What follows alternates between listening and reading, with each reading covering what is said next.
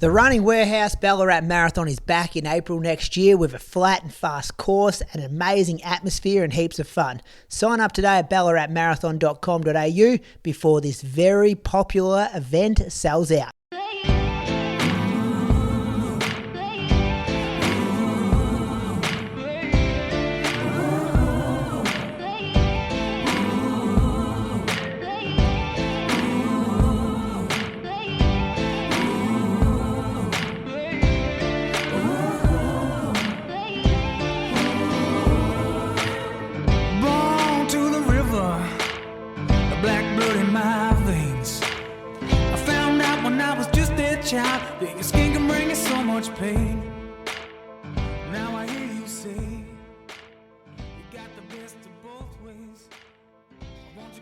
Welcome to episode number 416 of the Inside Running Podcast. A massive thank you for being with us here for another week. Got a big show coming at you this week. Amsterdam Marathon happened last night.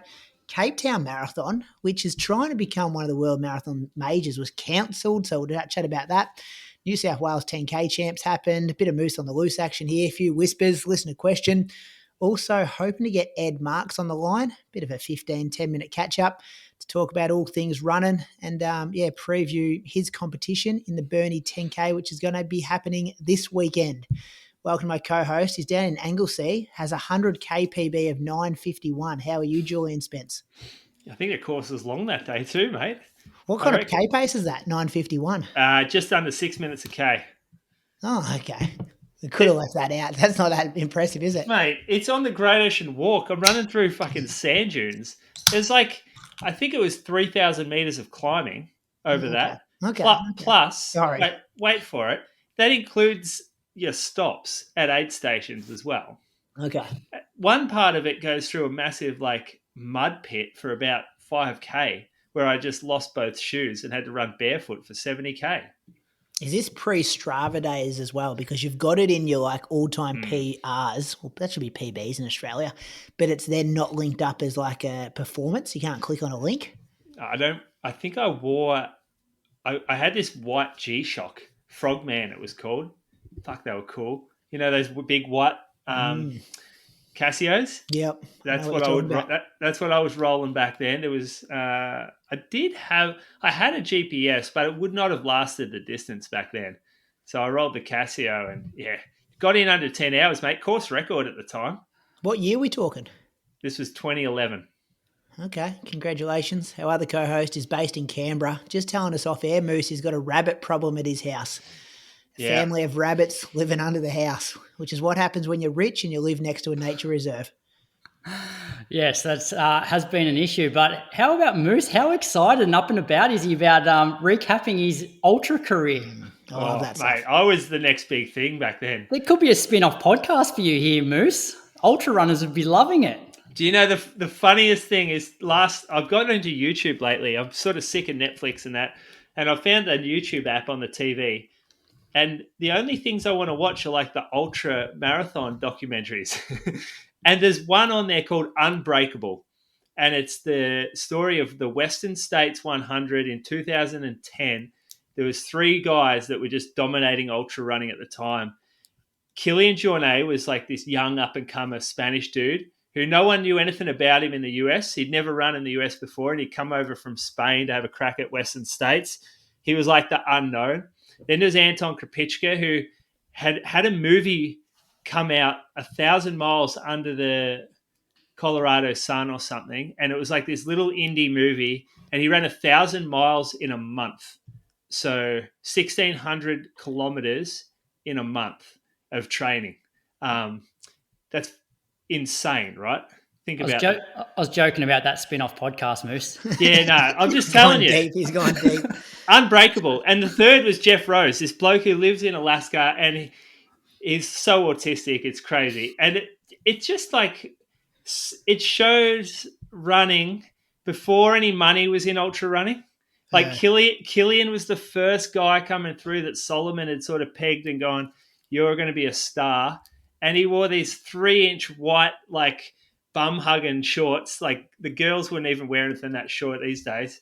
And he would roll through the canyons there. It was like 28 degrees, no water for a 4-hour stretch kind of thing. just a wild. It was just a crazy race. Could have been ahead of their time in like running content documentaries. 100%. Yep. Like definitely. trail running, ultra running world. I actually found, this is strange that you've brought it up because I found that DVD in my wardrobe the other day and I've never watched it. And I was cleaning, like this is what happens when you're injured. You go through your wardrobe trying to clean up the house a bit. Mate had given it to me to watch and I've just had it at my house for like 6 or 7 years. Never watched it. And then I'm like, I felt bad because I end up putting it in the bin because there's no way you can watch DVDs anymore. And now that you brought that up, and I was looking at the cover and I'm like, this looks awesome. Like these based on these 3 random guys ahead of their time, probably shouldn't have chucked it out. Anthony Farrett, if you're listening, I'm sorry.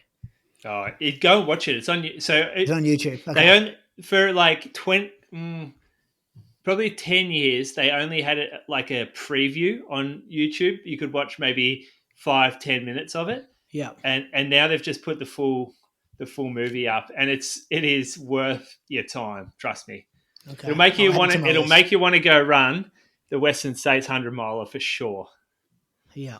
While we're on a bit of a tangent, boys, did you guys see any of the World Triathlon Championships over the weekend that was held in Wollongong?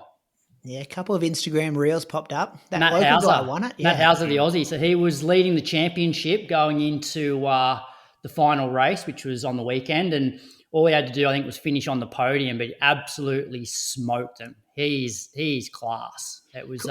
Could you watch it? Was it on live TV and stuff? It was on KO. Okay. Yeah, so I was able to watch that, and because they've had it was like a 4 or 5 day sort of event because they had like the T100 event on the Saturday, which Hayden Wilde won the men's race there, so it was like 100 kilometers worth of racing, and then he backed up the next day for the Olympic distance event, but didn't go any good. Croaks, Gotcha. where are the likes of Alex Yee and Christian Blumenfeld and the guys that win the Olympic races? Why aren't they there? Well, I don't follow the triathlon that closely, but Alex Yee, I think he's having a bit of time out doing a few other things. Like, he stepped up to London Marathon.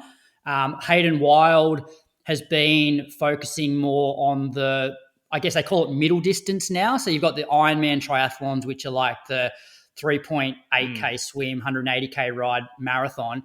The T100 series is like 100 kilometers worth. So it's more like probably a 2K swim, 80K ride and 18K run. So he's been dominating that. So they've been doing a few sort of different things. But this Matt Hauser finished, I think, 8th or 9th at the Olympics. Okay. Ran 29 low for the 10K on the weekend. Like, he's a quality athlete. Just looked up his world athletics profile. He ran 8 flat for a 3K back in 2020, 5 years ago. Mm-hmm. Yeah. There's one thing we've learned this year: triathletes are good athletes. Can't even call them out anymore. No, they're fucking good. Yeah. Back in the days when they were short courses, you could throw a bit of lip, but not anymore. No. Yeah. No, enjoyed watching that over the weekend. Let's do some weekly recaps. Do you want to go first, Moose? You're doing the best work at the moment, mate, delivering the best stuff. The glory days are back for me. I'm a bit worried though. I feel like we're in this period again, Moose, where it's like there's a glimpse of fitness coming back, and it's look, what did you average heart rate yesterday in your long run? Same as what I've been averaging, 147, Croaks. Just getting fit. Don't say that, Croaks. Oh, mate, don't say that, because that irritates me. And you know that one? I've got that one in the system now as well. Bob Catter. Oh, that is some good memes coming out of that. Yeah, got some good stuff there. This guy's got a marathon announcement, Croaks. That's what I reckon's going on. The Twins are on the way. There's that local race down there that he was hinting at about. Remember Road to Sydney? Is it the Portland Marathon? That's still on offer, actually. Shit, I've no written that off. You haven't. That's at the back of the mind. No, I'd fully written that off. That could be the same day as Sweat versus Steam.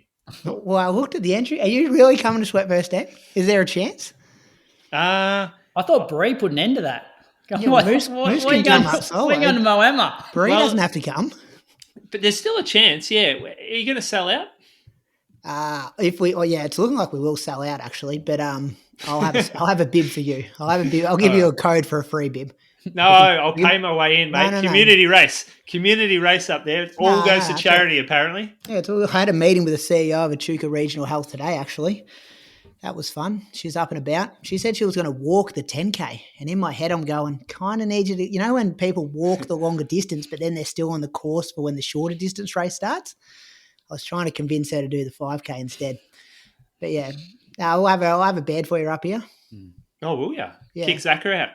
I told you Zach is probably not coming, didn't I? I told you he's got a golf trip or something. Told you he's got a wedding or something. Oh, Mattress will be here. Mattress will be in the studio here where I'm recording, but I'll put you up in the main house, sleep in Hudson's bed. He'll be going for a sleepover that weekend. I'll put you up there. But anyway. Back to your week, Moose. Be good to see you. Yeah, well, there's still a chance there.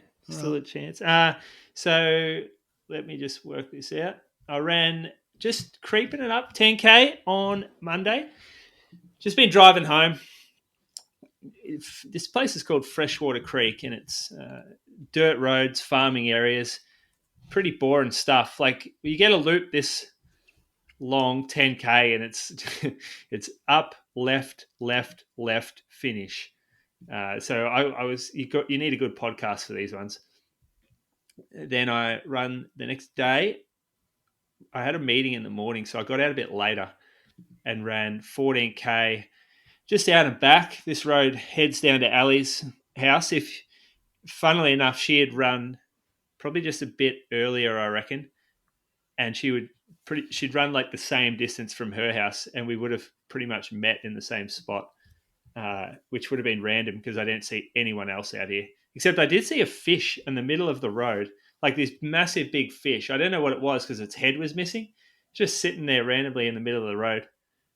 Don't think it was dropped by a bird. I think someone had taken it from the ocean, like caught it and then just threw it out of their car on the way home. But that had me thinking for a little bit. They did a workout the next morning. Did this with Ali, actually. Ran her threshold workout. It's always good for me to run with someone for workout so I don't just go and like bury myself. And it's good for a coach to run with their athletes who I think to get a sense of their effort during a workout. You can get so much more from seeing something in person than you can from just reading it on Strava. And even just hearing someone's feedback on a workout is not the same as actually seeing it. So we ran 4 by 9 minutes at threshold. Very good conditions this morning, like perfect workout weather. No real wind. I did have some shoes on that weren't great on the gravel. We're starting to hit some drier dirt roads, and the top layer just gets a bit slippy. And some of the super shoes nowadays, they got like slick outer soles, so you just get no traction on dirt. And I feel like I'm having to use my hamstrings a lot more, and my heart rate's higher when I hit the dirt versus the road. So I have to be a bit more strategic. The best super shoe for dirt roads at the moment is the New Balance Super Comp Elite version 5.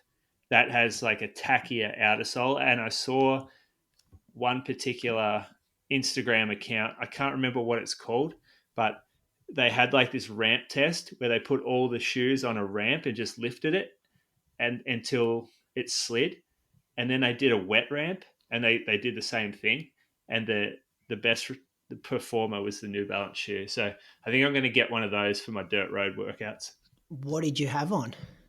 I had the Adidas Adios Pro 4. Oh yeah, you see the guy spin out in those, that Kenyan guy going around the corner? Was it the Copenhagen half marathon? Oh no. Oh yeah, you got to find that video. He's fine. Like he's probably a 61 minute kind of pace, and he just takes a corner. It must have been raining, and his legs just go out from underneath him. Oh shit, yeah. Like, yeah, hits the deck hard, gets back up. Like good on him. But yeah, that's notorious for being no good in the wet, though, isn't it? I haven't actually sold it before, and I haven't worn it in the wet either, so I don't know. Yeah. But you can kind of look at the base and work it out. Like they've gone for grip on concrete and weight saving with that one. So our reps were 330. This is sort of hilly. 330, 328, 334, 330. for the repeats, and yeah, it was pretty in control. Funnily enough, our heart rates were only 1 beat different, but Ali's max heart rate was like 7 beats higher than mine. So she was running at a much higher heart rate for the repeats, but then she would recover way better on the intervals, like the off intervals, the rest period. And my heart rate would stay elevated, but it wouldn't go up. So that was interesting. There was like a slight worry I had COVID as well. Bree and Pia have both had COVID like all last week. And I somehow escaped it, but I woke up a little sniffly and my heart rate was sort of a little higher. But yeah, I've come out of that fine.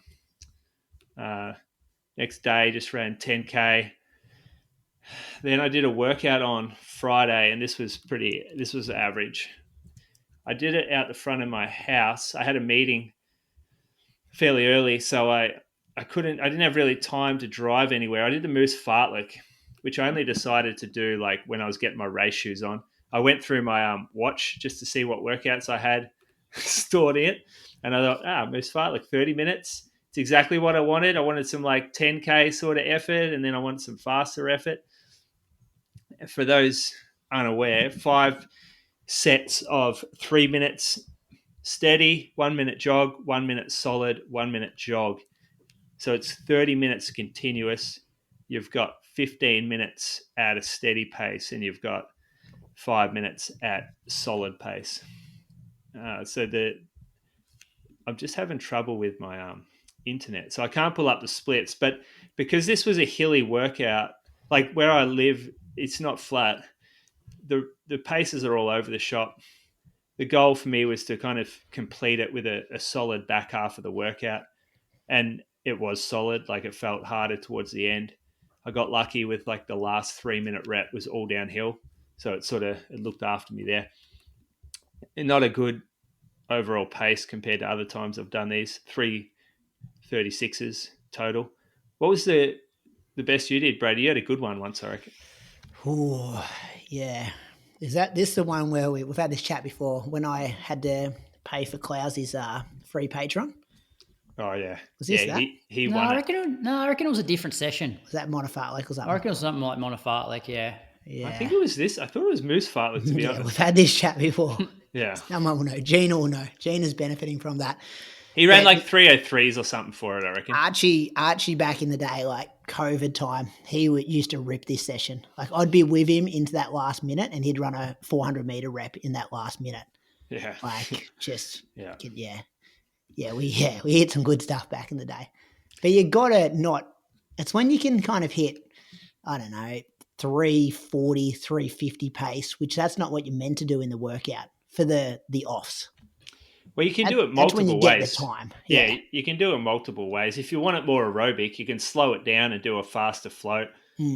If you want to get some more quality out of the ons, then you have to slow down your offs. You can't run a minute at 5K pace and then float, really. Like that'll end up as a quarters session, really. And that's only a 15-minute workout.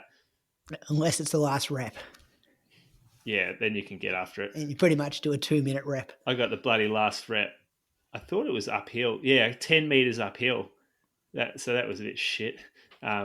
Anyway, that was good. Second workout of the week.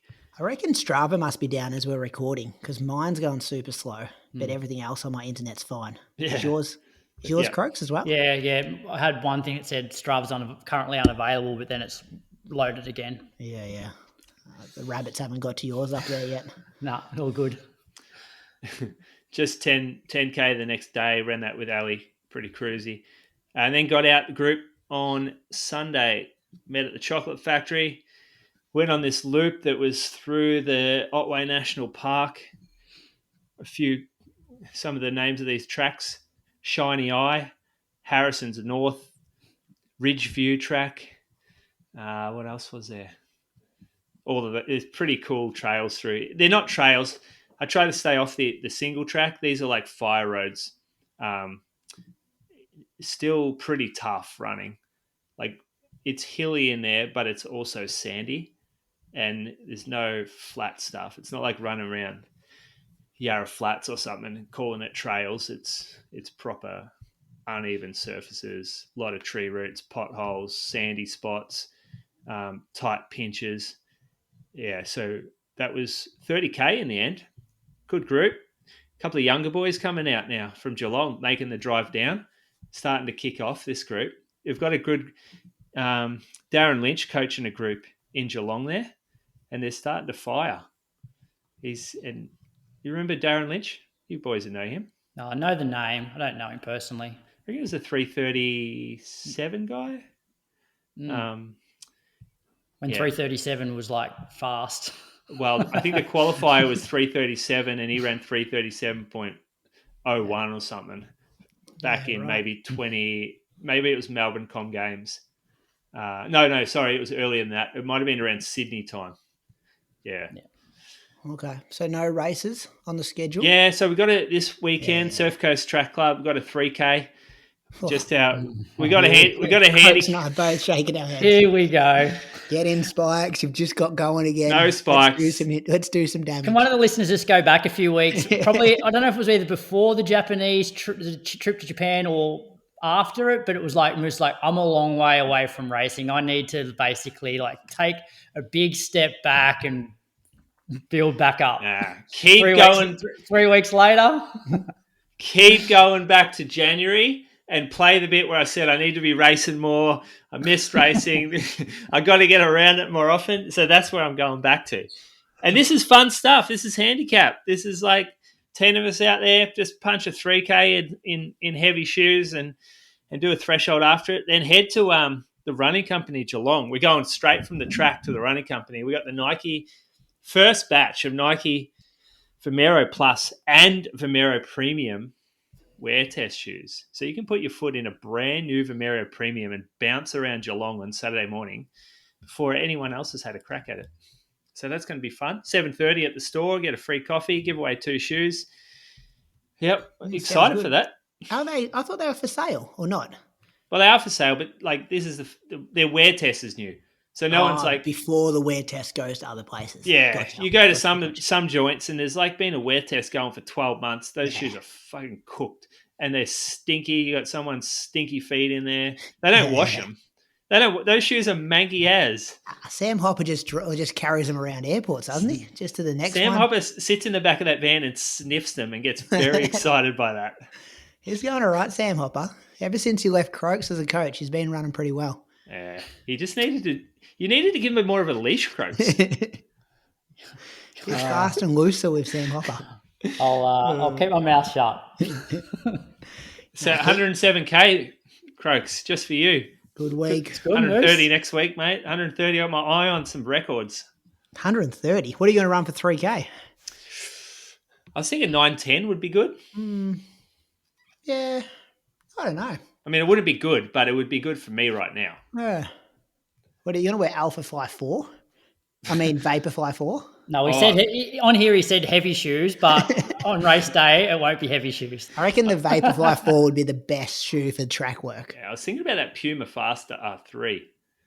You got one. Oof. Croaks. Mate, Croaks. Come home from work on Friday. Do not start me on this right now. Let's skip this bit because I'm going to. Thank you, Say Sky and Puma. I'm so excited to get back running because this delivery I got to my house, fellas, was one of the best deliveries I've ever received. Came in its own suitcase full of shoes and clothing. Then I messaged you two guys and said, how good's this? This could be the best thing we've ever got. Turns out you two boys have not received it. It must be on its way. Zach has gone to Vietnam and he's just gone missing. We're not sure what's happening here, but I am very, very grateful of this delivery, which included, would I be the only person in Australia with that shoe moose? No, Zach had probably had mine at Moose's until he flogged them to fund his trip to Vietnam. It's a special colorway, isn't it? We're going to be doing some work with them going forward, but yeah, it's a cool collaboration with Say Sky and Puma. You'll be doing some work with them, will you? I think, haven't they taken out some stuff in November? I think we're doing some work with them. That'd be good. Yeah, no, we actually just got the Puma Say Sky in a training shoe called the Magnify 3. It doesn't release to the 24th of October, actually, but it came in store today, and as soon as I looked at it, I'm like, very cool. Brady's got the fast version of this, it'll be for sale over here soon, Brady. Do you guys know how much about the collab between Puma and the clothing companies? Like, is this a sort of a bit of a rarity? This is the second time they've done it. They've done it before. But I was wondering how that works. And then, because the clothing's also, I assume all the clothing's Say Sky with a Puma logo on it. Moose, you might know more. We're going to talk about it in detail next month. I know we are. But it's I'm trying to put this the right way. It feels very Say Sky, the clothing. Like they sent me this like amazing like trench coaty kind of thing, this other cool jacket. Like I identify that more of a Say Sky style than a Puma style. But so this would be like they've got their own colorways too, like a Say Sky kind of like cool colorway. Because I guess most running companies have both shoes and apparel, but it'd be like things like say Soar apparel. They could potentially, because they don't make shoes. There are Soar. Oh, who's the brand that collabed with Ultra? Was it Soar? It was one of those UK apparel companies. I like it. Like Puma could say like, no, we do our own apparel. We don't want a bar of this, but they've embraced it, and I think it's going to pay off for them. Yeah, well, it introduces it. They're going after that new customer, right? Yeah. They're going after the runner that wants to engage fashion in running. So they like runners haven't cared about that. Like runners don't care if there's a label on their shirt in the past, generally speaking. But now they do. There's a new runner now. Spoken to too that are like, oh my god, like it's available in Australia, Say Sky. Like, yeah, it's cool. It's here. Yep. Anyway, we got off track there. I love telling you about this one. It is about our partner, Cicely. Cicely is a game changer of staying connected when you travel. It's an eSIM service app that lets you choose from a huge range of affordable data plans in over 190 countries and 8 regions. Think about it, you land in a new city and boom, you've got data. No more scrambling like the old days. Heading overseas for your next marathon or even a holiday, running is a fantastic way to experience the world.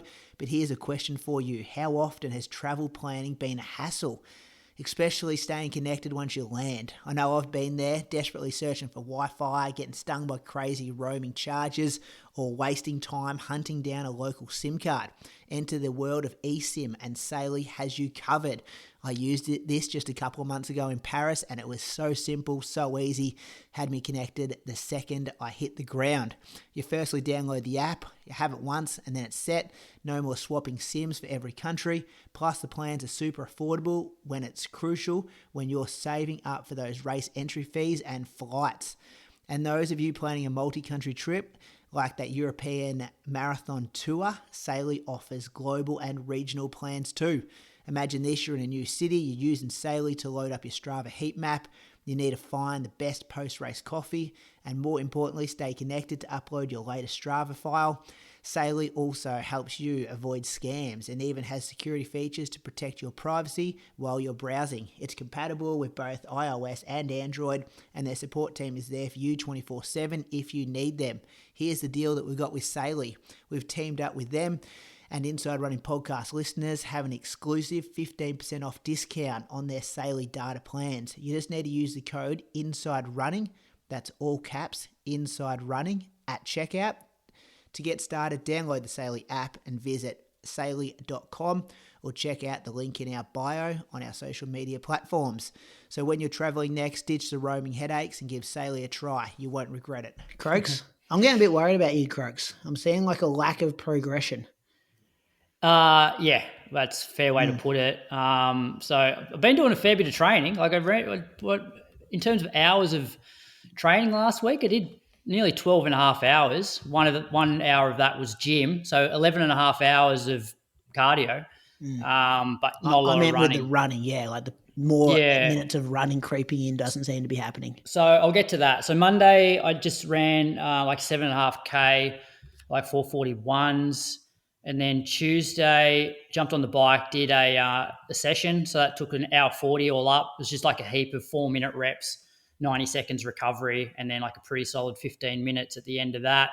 That afternoon went out for another like 37 minutes at 431s. And it's like I can run, and I'm not favoring a side by running, but there's this like tightness, awareness.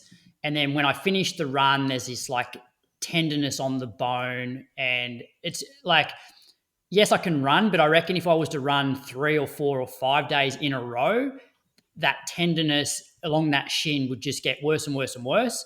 Because when I run like infrequently, so if I run 2 days and then have a couple off, it actually does settle fairly well overnight.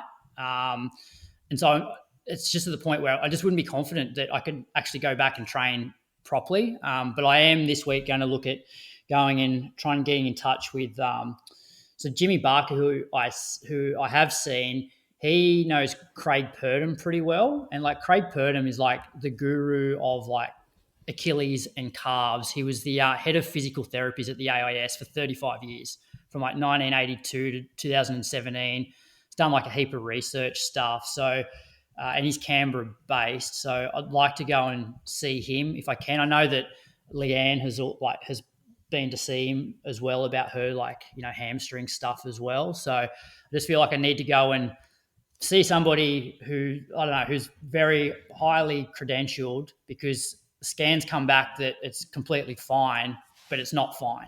So there's something else going on, whether it's neural, whether it's like some sort of compartment sort of syndrome-y type thing. I don't know, but it's very hard to sort of be motivated to get out the door when you know that it's not, like, given I haven't run really for like 2.5 months, there's no point starting back when you already got awareness. Like you want to go out and run and you be completely pain free. So the running at the moment is more just to I don't know, keep a little bit of running there, but I don't feel like I'm doing any damage by doing the amount of running that I'm doing. So, so that was Tuesday. Wednesday, I then jumped on for a longer ride. So I did 2 hours 10, went to the gym that afternoon. Thursday after work, just jumped on the treadmill, ran 9K at 5-minute Ks, pretty warm in the garage. And then Friday, did another session. So like 10-minute rep, 8-minute rep, 6-minute rep, 6-minute rep, 8-minute rep, 10-minute rep, all off 3 minutes easy. So that was about 90 minutes in total. And then on Saturday, did 95 minutes in the morning. On the bike, that is. And then yesterday I did 10K, 429s of running, and an hour 40 on the bike after that. And that's the most frustrating thing at the moment is if I was running, there's no way I'd be doing 12 hours of exercise, but going out for a 30-minute run just 3 times a week isn't enough. So the days that I'm running, I'm then jumping on the bike for an hour and a half as well. So I'm at least keeping some sort of fitness, but I'd like to say that my body was 100, like my calf and shin was 100%, but it's not. It's just it's able to handle what I'm currently doing. Like part of me is like, maybe I do try and run 5 days in a row and just see what happens, because the running itself, while I'm running, it's bearable. I just don't know how it's going to go if I was to go back to back to back days. You go on a ride on this bike. Like, is this accurate data? I'd like to think so, given how, it said you got to 64.1 kilometers per hour. But that's pretty quick. This is like, you go down hills? It's hills. Yeah. Yeah, but that's still quick even going down a hill. Nah, not if you get a good hill. You're holding 37k an hour for the 8-minute rep. What are your watts? What are watts? His watts for that were 224. Yeah, so I've been doing a lot of these like longer reps at sort of 220, in the 220s to 230s. And then I did a pretty solid 15 minutes at 240, which I guess I weigh 60 odd kilos. So that's like 4 watts per kilo. And what's really good? Is it like 6? Probably like 6. Probably like 6 or something. Yeah. I remember 7. During the doping era, there was like, they mentioned this on the Science of Sport podcast when they were on Peter Attia. You guys heard of the Peter Attia? I forget what it's called, but he had on the coach of the Norwegian triathletes, Christian Blumenfeld and Gustav Eden. Oh yeah. And he's fucking like super nerdy dude. And they were talking about wattage. And about what about how they can basically line up the Tour de France competitors and predict the win based on the amount of watts per kilo they can average for, or their functional threshold power for their what is it, like per kilogram or whatever watts per kilo. So they line them up, and the best one wins the tour, basically. The one thing I'm noticing about cycling is I feel like a lot of runners generally like to have a high cadence because pushing those really big gears just wears your quads out. And so I'm finding that I've been doing a lot of my sessions with pretty high cadence, which from a leg fatigue point of view isn't too bad, but it does elevate your heart rate a lot higher. So I have actually been practicing doing some like higher resistance, slower RPM just to build some leg strength, because I reckon that's what I would need to do to improve. That's where the gains are for you. But I don't enjoy it because it's just this like burning quads. And Can you get in one of these virtual races between now and next week? No. Can you enter one? I'm not racing. No. Just see how you stack up. These numbers look pretty good. I'm terrible. No, I want to get back running. I want to get back running so I don't have to do as much training. Smack a few of these people up. Yeah, 12 hours. Smack a few of these guys up just to get a bit of a yardstick. That'd be good. I don't know. Not much to report at my end. A bit of cross training, a bit of elliptical. Got out on the mountain bike one of the days just because I wanted to ride the Sweat versus Steam course. Did you see those photos I put up? Beautiful. It's going to be a beautiful trail race. The course has 8 meters of elevation, which is beautiful.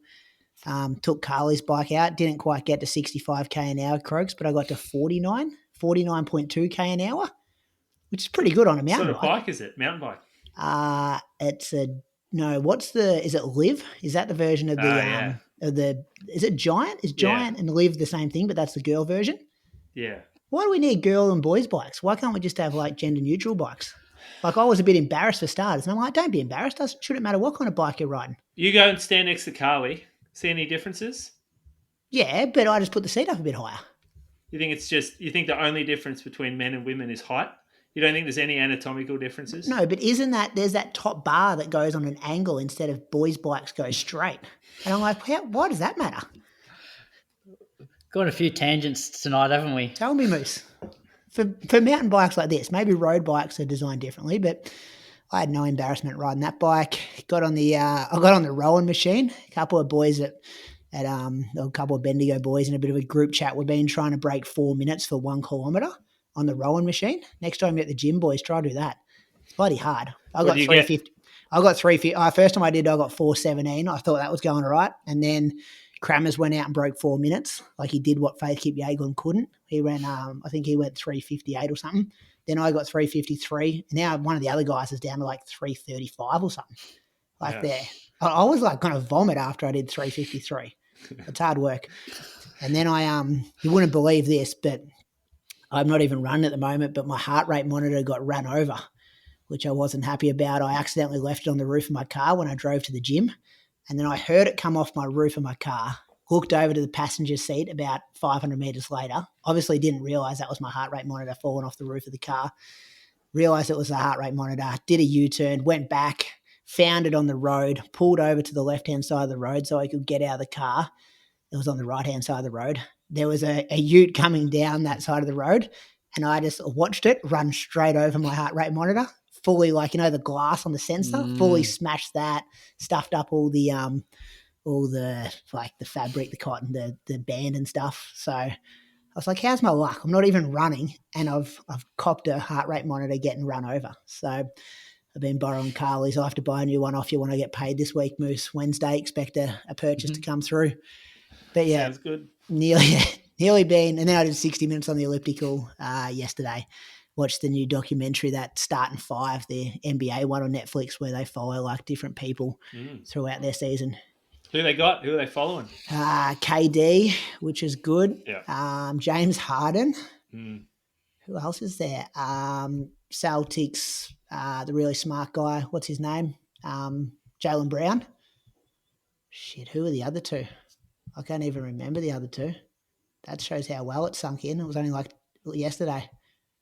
But they were like 5 real big names. Oh, the Indiana Pacers guy, Halliburton. Yeah. Shit, I can't remember who the 5th one is. That's going to annoy me now. But yeah, that's watching sports documentaries is so better when you're on a cross trainer than watching movies. Mm. There's the pacing of them, like they're so much quicker, and I enjoy that. So the other one is, oh no, that was LeBron was on the first one. Yeah, I don't know. Here we go. Here's a picture. Shea, what's his Gonzalo Gillis Alexander. Alexandra, yeah. That was good. That was good. Bit of cross trade, a bit in there. Let's thank some Patreon supporters, and then we'll get hopefully Ed on the line. How's that sound? Sounds good. Kick us off, Croaks. Who you got? I've got Matt Good. Matt's from the UK and runs for Wymondham Athletics Club.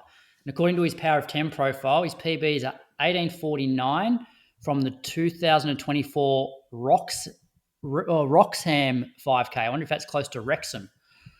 40:10 at the Coltershall Jaguars Mike Groves 10K, 90:53 at last year's Cambridge Half Marathon, and 3:22 at the 2023 Berlin Marathon. I believe he's his business finance manager at Spire Healthcare Group. Thank you, Matt. You're pulling that off LinkedIn? Yeah. That's a big research area for you, isn't it? Not far from Norwich. That's Nick Earl territory, isn't it? Yeah. That's where he's from. No idea. Yeah. I think he's Norwich. Wroxham. Who you thinking, Moose? I have Jamie Rossjohn. That's Rossjohn, one word. Runs for Glenn Huntley. PBs of 10:03 for 3K, 35:29 for 10,000 metres. That was at the 2019 graded Zatopek race where he broke the Glenn Huntley over 50s record. 80:36 for the 2018 Burnley half and 2:55 at the 2017 Melbourne Marathon. Now, we believe he's a professor at Monash University. And you know what I can get behind is age group records like that. Club-based age group record. Don't mind that at all. Over 50s, that's a genuine record that is worth chasing when you get to that age. Over national age group records? Doesn't matter. They're both...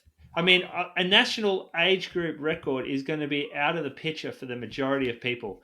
But he is at Glenn Huntley, which means that a lot of it will be out. Like, Glenn Huntley is a club that's had some absolute warriors come through. Yeah. Isn't there some controversy, though, with the age group records that you got to actually be a member of, like, the association, like the different age group association? Well, that's Masters. Yeah, that's for Masters, yeah. For Australian Masters records, you need to be a member of the organisation, which I don't agree with. It's like if you're over 45 and you like, it should be who's the fastest ever over 45-year-old, not over 45 as part of Australian Masters. Hypothetical, Mono runs for AV. He goes the Albert Park 10K. He runs a really good 10K time for 60 pluses. I think, is Mono 60 now? I think he's 60. But because he's not registered with the Masters League, that record doesn't transfer over. Yeah. Sometimes they still bullshit. put... It should just be one. Yeah. If you're registered with anybody, it counts. Yeah, sometimes they still put those overall records in there regardless of whether but they'll have another Australian record, which is the person who was actually a member of the organisation. If you're in one that comes under Athletics Australia, you should qualify. That's my opinion. I'm going to thank Georgina Wiley. She spent some time living in the UK, but appears to be living back in Sydney. Her PBs, quick boys, 10:26 for 3K, 17:53 for 5K, 37:01 at the 2020 Run Through Olympic Park 10K. Must have been earlier in the year with COVID wiping out most of the racing in 2020. 82:19 at the 2021 Cheshire Elite Half Marathon. And she's a patient affairs manager at Medwise Consulting. Few comments on her Strava from 2017. I put that in. So I'm like, I recognise that name. Yeah. So I just typed in my inbox, and 2017 was Road to Berlin. I've got some DMs from her back in the day as well. She was listening. Road to Berlin listener. That is an OG. That's how behind you are, Croaks, in thanking patrons. Come on, Croaks. 2017. This was because Brady put the shout out of like, oh, let us know if you haven't been given a shout out yet. And this was because Brady was managing it back then. He forgot all these people. So Brady's the one to blame. Yeah, that's on me. I have been hitting a few people up directly saying, hey, we thanked you. Sorry it's taken so long. We appreciate your long-time Patreon support. And we as we love our Patreon members over there. If you like what we do on this show, you can also join up at patreon.com/Inside Running Podcast. There's bonus shows, there's early access. You get the uncut version of the episode every week. No ads, all those kind of things over there on Patreon, a completely different feed. And yeah, it keeps us alive. What are we? Episode 416, Croaks? 16. Correct. That's how we rock up each and every week due to our Patreon supporters. We do, though, have a guest on the line. He's one of the most impressive, I reckon, the biggest potential, this guy. Coming out of Victoria. We were just talking about his athletics club, the Glen Huntley Athletics Club, how they've got some legends in that club. Here's one of them, Ed Marks. Thank you for coming back on the Inside Running podcast. No, thanks for having me again. No worries. We enjoyed your interview, your longer form interview with Croaks a couple of months ago, and it was great learning a bit about you. And this won't be as long tonight, but we'll just throw a few questions at you and hear how the form's going. Yeah, sounds good. Hey, my first one is, I was backing you in to absolutely dominate the Australian cross-country championships. I think everyone was. You were the favourite. And then about 2 minutes before the start of the race on the live stream, they announced that you weren't racing. What happened there? Oh, yeah, just some injury problems, unfortunately. I got some shin splints a couple of weeks out from Nationals, and I've had it before, and I thought, it'll usually passes within a few days to a week, but got a little bit worse, and I just thought, look, it's not worth the risk. I had a scan, and there was nothing serious there, but I didn't want to risk running 10K, all out while my leg was hurting. It just didn't feel right, and I didn't feel like I would go into the race with the confidence that I wanted. It's disappointing because I'm not sure if you know, but I've come second at National Cross, come third at National Cross, but I've never won it. So I guess I'll just have to wait another year, try again. How hard was it to make that decision? Because significant prize money up for grabs as well, and as we kind of said, you were one of the favourites. Yeah, it's a tough call to make, but I think at the end of the day, you just want to put your body first. That's always the most important thing. So It was tough. It was really tough, and I left it quite a while because I was still deciding whether or not I wanted to run. But just at the end of the day, I thought it's not worth it. If something happens and then I end up having to take 6 months off or something afterwards, it's still not worth it as much as I want to run. How much time did you take off, Ed, and did you do much cross training? Yeah, so I probably took off about a month from running altogether, and I cross trained on the stationary bike in the meantime, and I'm pretty familiar with the old stationary bike, so it wasn't too hard to sort of transition into that. The quad's always a wrecked the first couple days that you get on the bike, but after that I don't know, it wasn't too bad actually. So just try to keep things pretty normal on the bike, but I'm back jogging, and I've done a few sessions now, and but I'm not sure where the fitness is at yet, but I guess we'll see. Do you is that really the best, I guess, example of where a coach can potentially help out and maybe take the pressure off you having to make some of those decisions when things go bad? Yeah, definitely. A coach, having someone kind of who's a little bit, standing back from the situation to help you assess it can really, obviously really help. I think that's one of the most important aspects of a coach. Luckily, I've got my parents and my family who I can talk to, so I'm not making the decision entirely on my own. But I think by the time it came down to a day or two out from Nationals, it was pretty clear, I didn't know exactly what it was. I hadn't got the scan yet. And it didn't feel right, and I just didn't want to risk it. But I totally agree with you.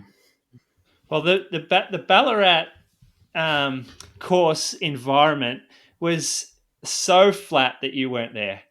Like I drove up from Anglesea. It's about 90 minutes, and you were a major reason why I drove up, because I wanted to see you run on a course like that. It's pretty rapid against like the top competition, and geez, yeah, even just the murmurs around that you were that you'd pulled out. Like I hadn't sort of seen that before in like domestic running, when someone's pulled out and like there's a whole like flatness about the event.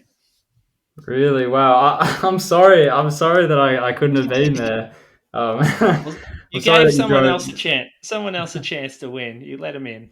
Oh yeah. I mean, like you'll never know. You'll never know. Anything can happen. But yeah. I'm sorry about that. And yeah, it's frustrating to hear that that happened and like people felt maybe a bit flat about it. But I don't know. It's just what happens. I mean, like you look at Tokyo and all the upsets there, and it's just what happens.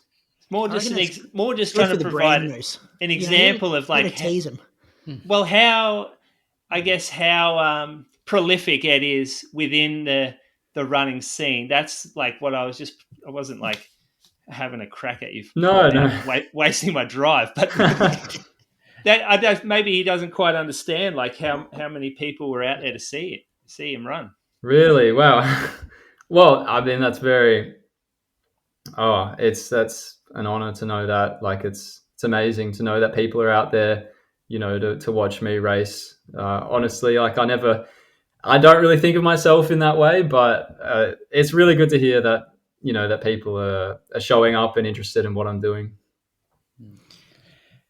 Yeah, Craigs. Just so, where do you feel like your fitness is at now compared to when you were dominating earlier in winter? Uh, I don't know. Maybe like it's hard. It's hard to tell because maybe like 85% or somewhere like that.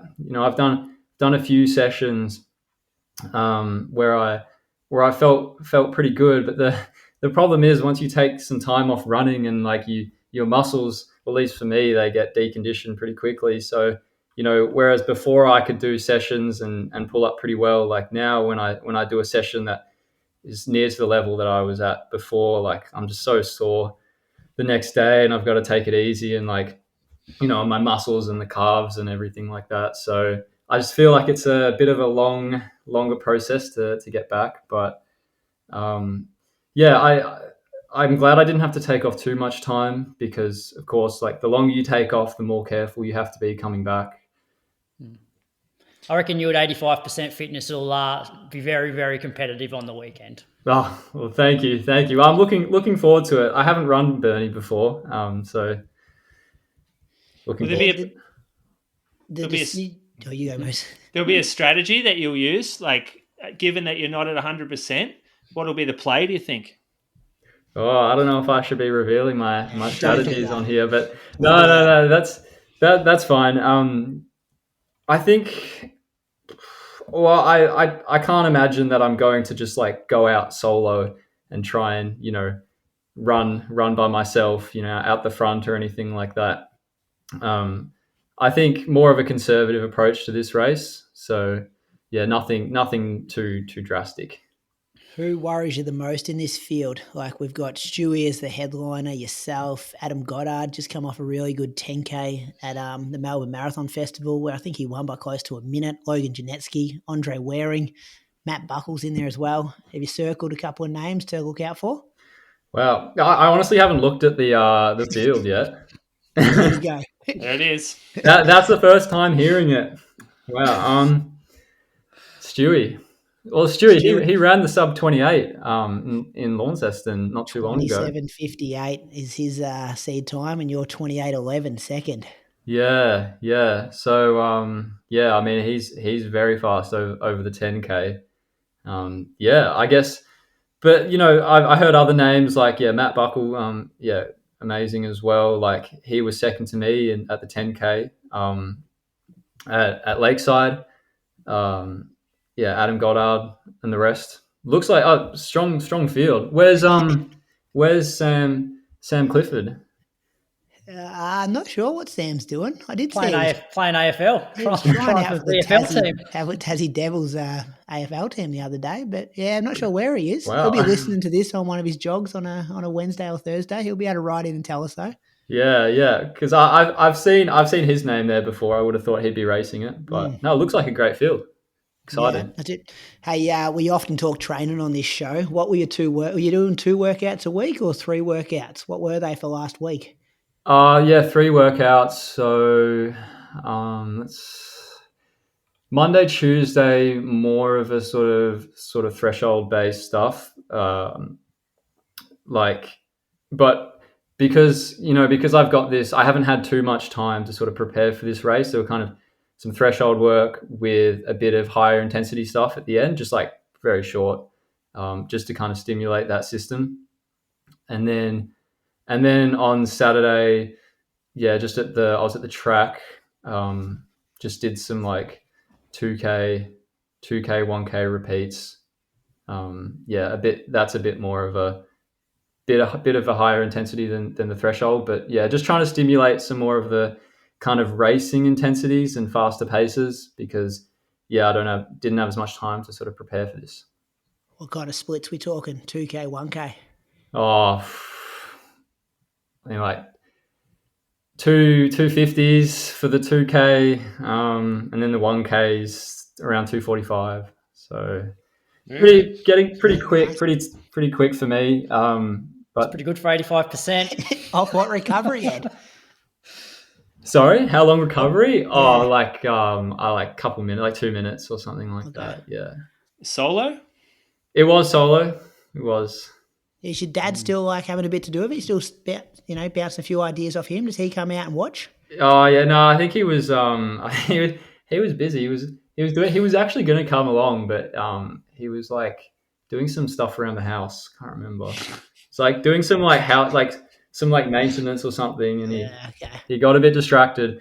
No, he's still always there, always supporting me, and he's always part of my running. Not so much like he's not like writing my training programs or anything or whatever, but like he's coming to Burnie to watch me. Like he's a big part of it. Have you given any more thought to like a coaching setup with a group? Or even an individual coach that's like not your family? I've given it a bit of thought, but recently not too much because I'm at my university semester's kind of finishing up at the moment, so it's pretty hectic with that. But yeah, I've given it a bit of thought, and I think long term it's the way it's like definitely the way to go. And not, of course, like not your family. Not that my dad's like a coach really at the moment. I'm pretty much just doing my own thing, but I definitely think long term it's the right way to go. That's good. Any more questions for him before Well, we let him go? I heard he's the second smartest kid in his class at uni. That's not true. I don't know. Sam Williams says he's the smartest. Oh. Ed's just behind him. So what are you going to work as with all these smarts when you grow up in this big degree? Oh well, that's very nice of Sam to say that of me. I would disagree. I would actually, if Sam's the smartest, if he thinks he's the smartest, I would actually put myself above that, one spot above that. So I'm not sure if that's possible, but no. So I'm doing electrical engineering, and I've got about a year to go for that, and then after that, I'll get a job somewhere in probably the power systems industry, but I'm not planning on going like straight into full-time work or anything. I'd really love to be able to give running a go, like really sort of put a lot of my effort into running after uni. So I won't be going straight into full-time work, but around that sort of power systems area is probably where I'll head. And what's the plan sort of after Burnie for the next sort of 6 months or so? So after Burnie, Yeah, so like Bernie came along at a pretty good time actually, because I feel like I could just about get ready for it, and then do that race. You know, hopefully have a solid race there, and then I've got about a month until World Cross Trials, Stromlo, Oh, which that's what I'm focusing on. I'd really love to make the World Cross Country team. yeah. Will you do Zatopek? Yeah, I will do Zatopek. If I'm hopeful, fingers crossed. I feel like I always get injured before Zatopek. I've planned to do it for the last 2 years, but I'm planning to do it again this year. I'd love to do it. I want Croaks to be on course at Stromlo. Ed is one of your biggest fans. I'll have a sign made up, mate. I'll be there. sign. Oh, I want love a photo that. of you and his dad Croaks on the sidelines together. Yes. Brains behind the. Just behind don't the let him. scenes. Just don't let him down, Ed. Just make sure you get there, mate. I will. I'll make sure. I'll make sure I'm good for it. I reckon the listeners can probably watch this live stream from Burnie 10 on the weekend. Ed, a massive thanks for popping in, and good luck for Sunday morning. Thank you. Appreciate it. Thanks again for having me. Good luck, Ed. All the best, mate. Good bloke, fellas. I love how he just doesn't even check who he's racing. So smart too. Different world, and I love it. I don't think he actually realizes how good he is. Yeah, Like, it's just bizarre. And I'm going to go early with our end of year show. He's my one to watch. The best cross country runner in Australia. Finished first at World Cross Country, first Australian. Beat Have-To Strintos, but yeah, he's the one to watch. Was he first or second Aussie at World Cross? Was he ahead of Have-To? Well, I don't know. They were very close together. Yeah, they were. I think there was one spot between them, maybe. And Zach Fascioni was very close as well, I reckon. Well, we're seeing the next wave coming through now. It's great to see too. It's Have-To, Zach. You got guys like Ed pushing through, Sam Clifford, Isaac, Adam Goddard. It is the next wave. It's happening. Yeah. And they're all still relatively young too. Like it's at 25 to 30. Yeah, that's without mentioning the overseas crew, like Kai Robinson. Yeah. I guess we're like, that's domestic coming through. Yeah. Have-To's running pretty good for, It's hard to put them in classifications. All right, boys, running news. This is thanks to Axel Coffee for this week's running news. They're bringing it to us, the race results. Check them out, axelcoffee.com.au. Did you see Axel's own Jack Simpson representing Australia has made it through the final round of the World Barista Championships as well, fellas? He just went straight through the semi-finals. Now he's in the final. So good luck to Jack over there. I think he's in, where was it? Can't remember off the top of my head. Somewhere in Europe that loves coffee. Amsterdam Marathon. Moose was excited about this, wasn't he, Crows? I haven't seen him this excited since the Vic Milers was on. That's why I gave it to him. I did not watch any of it. I went and picked up the VPN, boys. Is it NordVPN? Oh, NordVPN. Get that as well. Discount code. I reckon I spent $100 on it. I forgot the code though, and I thought this will be worth it. Like I'm going to pick up some good races over the next year. And the first one, Joshua Cheptegei, one of the biggest track stars of our generation. Guy, I remember, ran the world 10K world record, Olympic medalist. Like this guy's coming out to run the marathon. His third crack at it. He hasn't done too well in the past, but we saw Kip Limo, kind of his countryman and his, NN uniform teammate as well. He went pretty good at Chicago. So I thought, maybe they've been training together. Maybe they're on a different program now, a marathon program. So the men, like the Amsterdam course, geez, they've got some good athletes in this field. You got like 203 guys, 204 guys. Like you got Gabriel Gay, which is a 203 guy out there, been in Sydney. Do they have, just on this, do they have the same budget as like a world marathon major? Chris will know. We're doing the monthly this week. He'll be able to tell me. But they have world major athletes. Definitely do. Well, I think it's called platinum level. Yeah, but still, you'd expect that races like Chicago, New York would be trying to get these guys, and they're choosing to go to Amsterdam when it's obviously the money's talking. It could have something to do with being in the Netherlands. and like NN's in the Netherlands. Like you might get like the agencies are there. Jos Herman's his Netherlands, isn't he? He's based there. Yeah, he's a Netherlands dude. But do you think they're also strategic about choosing these? Like, not that Amsterdam's a lower tier, but going into races where you're actually like probably a better chance of winning, maybe. Maybe they've got to spread the boys around too. Can't go send them all to Chicago and New York. Well, the budget runs out. Like the Chicago budget runs out. They've only got so much to spend. And you got a guy like Kip Limo. You got Connor Mant. You're paying a fair bit for that. Those John Career too, the previous winner. So a defending champ would have a bit of a price tag on him. That was in Chicago, yeah. But there's a real difference in the Amsterdam course was not what you would consider major worthy based on what I was watching. There was so many curves in the course, like a lot of sharp turns and pretty narrow streets. They run on a canal, like kind of like a bike path along the canal. And then towards the end of the race, it gets very narrow and not well signed. I thought it didn't quite feel like you were watching a Berlin or a Chicago, that's for sure. Is this the one where they finish in the stadium? Finish in the stadium. Yeah, so I'm pretty sure Chris Hamer did this one, and Millie Clark ran quite well, I think, in Amsterdam as well. They go through Vondel Park at the end there, Moose. I reckon I've ran through that. Yeah, they do. I'm just got the Strava map now. Well, you're local. Local, mate. Vondel Park, yeah, mate. I've been there, boys. I've got a bit of culture. It's not just a Chukamalama Murray River chat here. They do. They go straight through the park for the, what's that? That 40K, they're going straight through the middle of the park.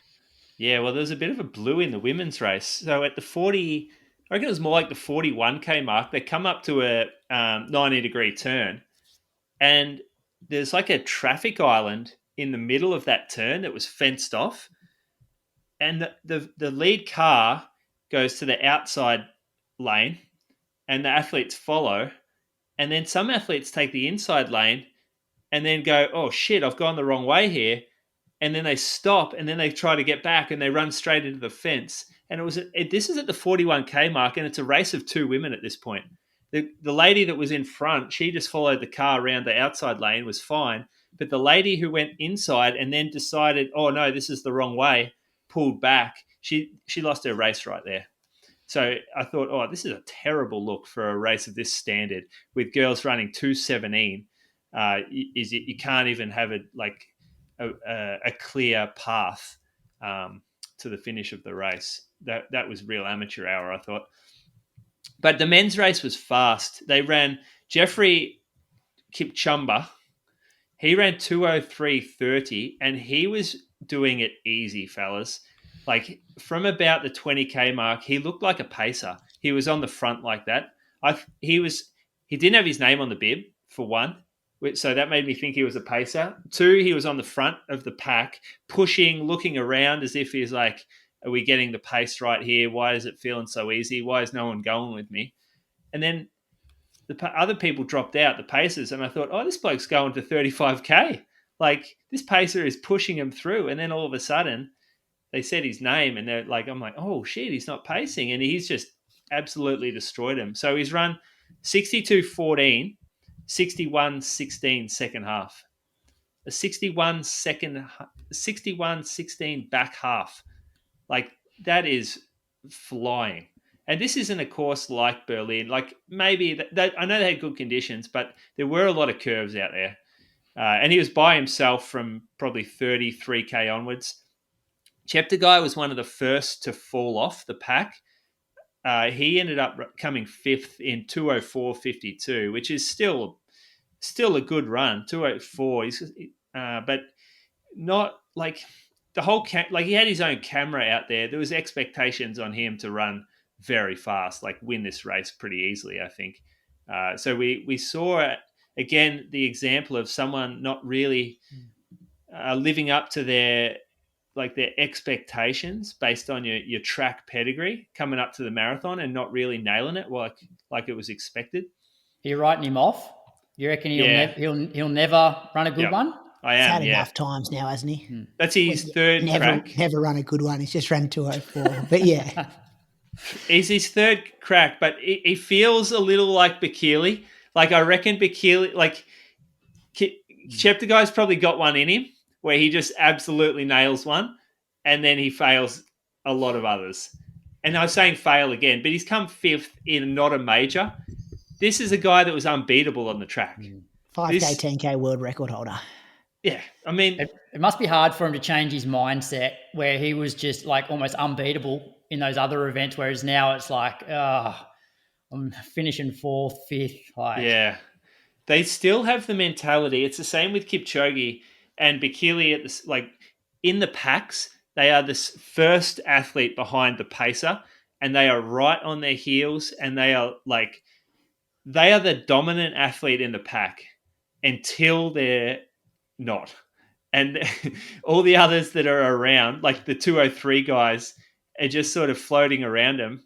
But the camera's on this one guy, and he's in the center, and he gets his own bottles, but then, once they fall off, these other guys, they just look so much better. Kipchumba this guy has got a big future, like a really big future. Yeah, I think it was his debut. No, he'd run one before. I think he'd run 204 something, maybe at Valencia. But they interviewed him afterwards. He doesn't have a big English vocabulary. But they did on say... his profile, it says it was his debut. Like, there's no other result for his marathon other than, the 203.30. I thought there was... I'll click on this link because this link's World Athletics write-up, so I reckon it'll say something there about it. And it just says Geoffrey Kipchumba when you put his name in. Yeah, they definitely mentioned that he ran 204 high, maybe. Yeah, okay. Or 205, because I remember thinking, wow, this is a big PB. Yeah. Someone to watch. Yeah. Geddard, he got dropped from the pack and then came through and finished in second. So he was 204.18 and Molla was 204.19. So a fairly strong sprint finish there. 205.46. You're right. Yeah. I hated how they don't show that in the progression. You know how, like, on the World Athletics site, they just, like, if there's one more result than one in the year, they don't show it there. Yeah, you can. There's a different section. You go to results, and it shows every result that they've had. When you click on their progression, it should actually say, but because he's ran, it only shows you by year. So it's saying, hey, there's only one result here because his best result of this year. Yep. That's annoying. Phil Sessamon. Such a shit website. Sorry. Phil Sessamon in 10th, 207.18 PB. Also got some YouTube content out there. Been doing workouts with that Alex Yee, actually.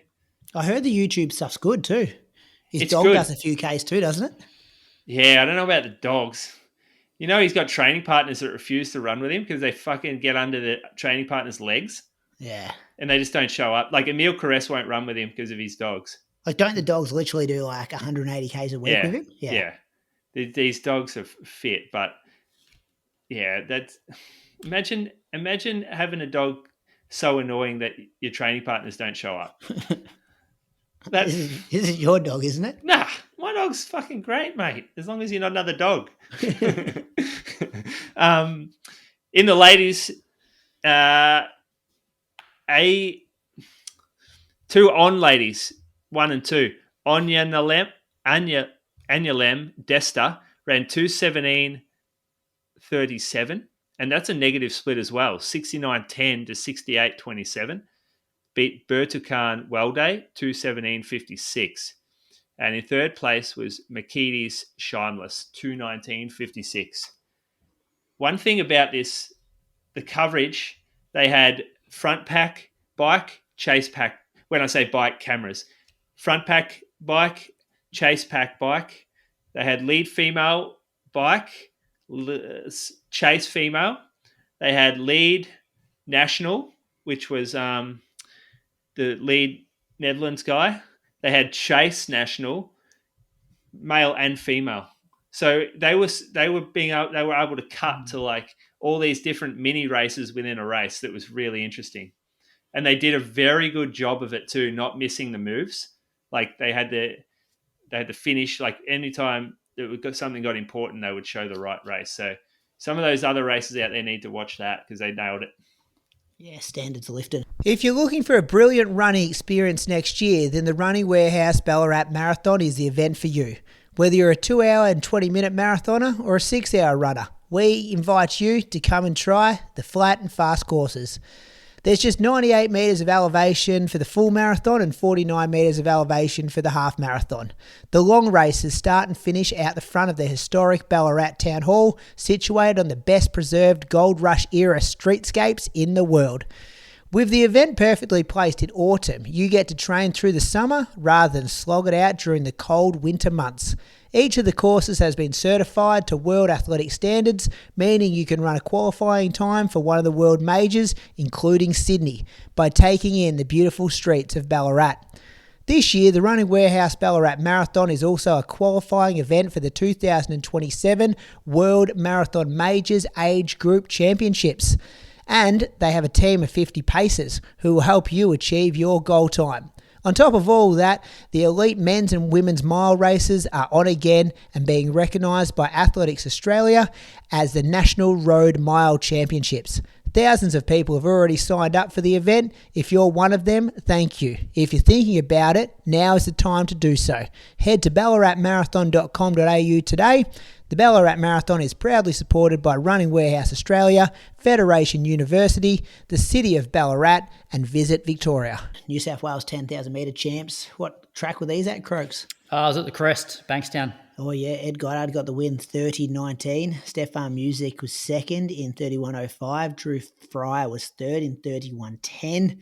Cicely Brown won the women's in 37.23. Caitlin Tan was second in 37.23.6. So 0.5 to 0.6 sprint finish in the women's 10K. Yeah, 700ths of a second between them. Laura Simon runs for Newcastle, doesn't she, Croaks, I reckon? Yeah, and so does Cicely. Okay. So strong representation there. Those boys muck around a bit. They were just playing for championships, Croaks. A bit slower time. No, I think Ed cleared out fairly early on. It was quite warm. It was quite a warm night, I think. That's why it was probably a little bit slower than expected.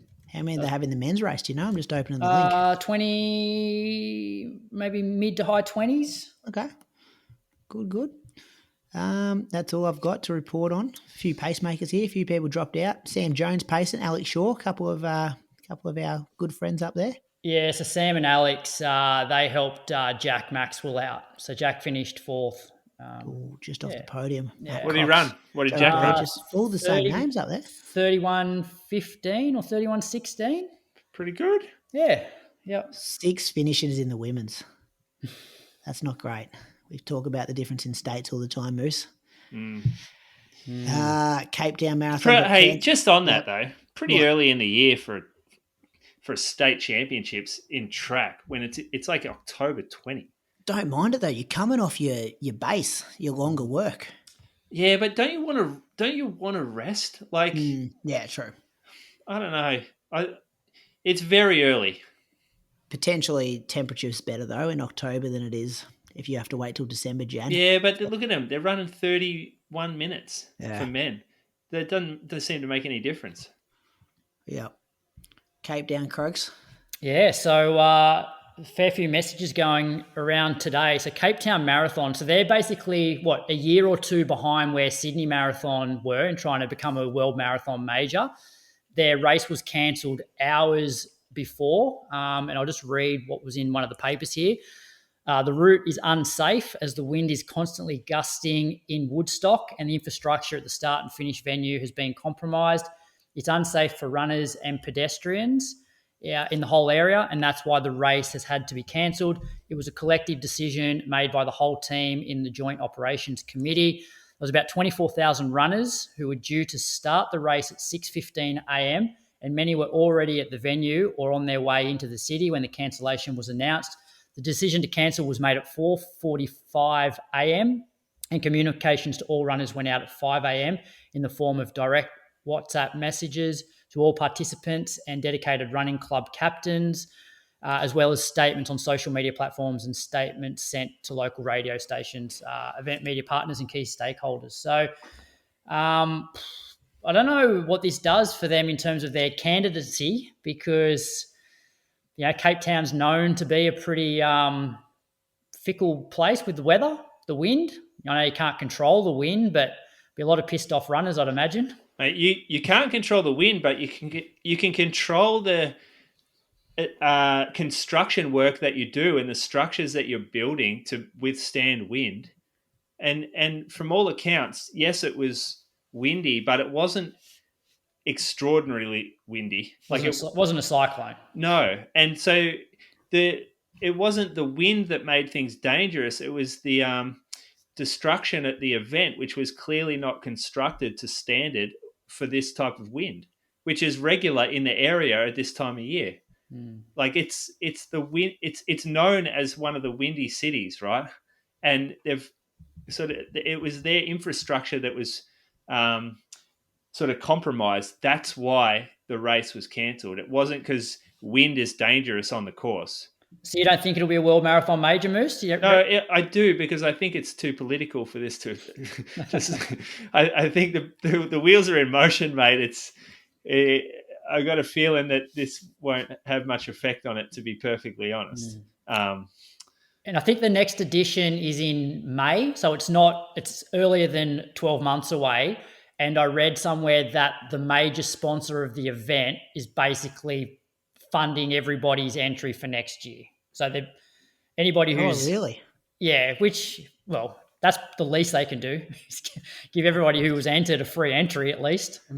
Imagine traveling the world and then getting an email. I saw a couple of like Instagram videos where they're like vlogging and they're like recording when they get the news. Like they're in their kitchens eating breakfast, doing their fit checks, all that stuff. They're all up and about, and then they're like, they can't believe it.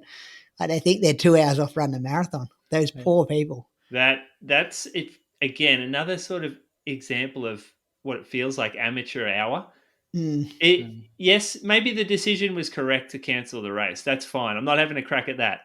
But your setup's been poor, and your setup hasn't been professional enough for a world major. If things are just falling down in the wind, that's not good enough. Yeah, need better infrastructure that can handle a bit of wind. Don't let that happen. Sweat first steam. Imagine that, though. Imagine if the marquee goes flying with the barbecue underneath it.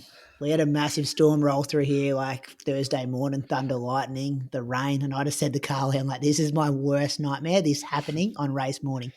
We don't have any infrastructure. We've got Brady will have so many sandbags to keep everything down. There'll be more sandbags at this event than there was for the floods. I've legit typed into GPT, what is the average weather on this date for the last 10 years, just to like get some weather stuff, just to be like, stats are on my side.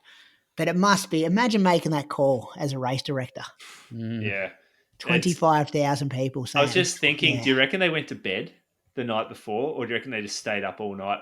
I reckon they would have stayed up. They would have stayed up all night and just watched it get trashed, I reckon.